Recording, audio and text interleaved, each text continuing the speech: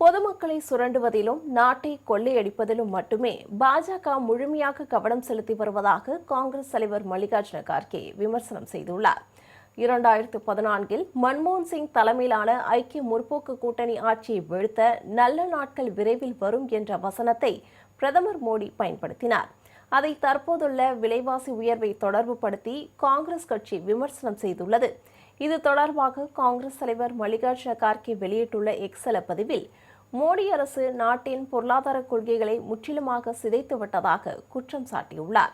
இதனால் பல அத்தியாவசிய அன்றாட பொருட்களின் விலைகள் உயர்ந்துவிட்டதாகவும், வணிக ரீதியான எல்பிஜி சிலிண்டர் விலைகள் விண்ணை முட்டும் அளவுக்கு உயர்ந்துள்ளதாகவும் குற்றம் சாட்டியுள்ளார். சாலையோர உணவகங்களில் தேநீரின் முதல் விமான எரிபொருள் விலை அதிகரித்துள்ளதாக வேதனை தெரிவித்துள்ளார். நெடுஞ்சாலை கொள்ளை முழுவீச்சில் நடைபெறுவதாகவும் கூறியுள்ளார். அனைத்து தரப்பினரும் நிவாரணத்தை எதிர்பார்த்து காத்திருக்கும் இத்தருணத்தில் பாஜக தலைமை அவர்களின் அவல நிலையை முற்றிலும் புறக்கணித்துவிட்டு பொதுமக்களை சுரண்டுவதிலும் நாட்டை கொள்ளையடிப்பதிலும் மட்டுமே முழுமையாக கவனம் செலுத்தி வருவதாக குற்றம் சாட்டியுள்ளார். இவை நல்ல நாட்கள் இல்லை, பாஜகவின் கொள்ளையடிக்கும் நாட்கள் என்று கார்கே தெரிவித்துள்ளார்.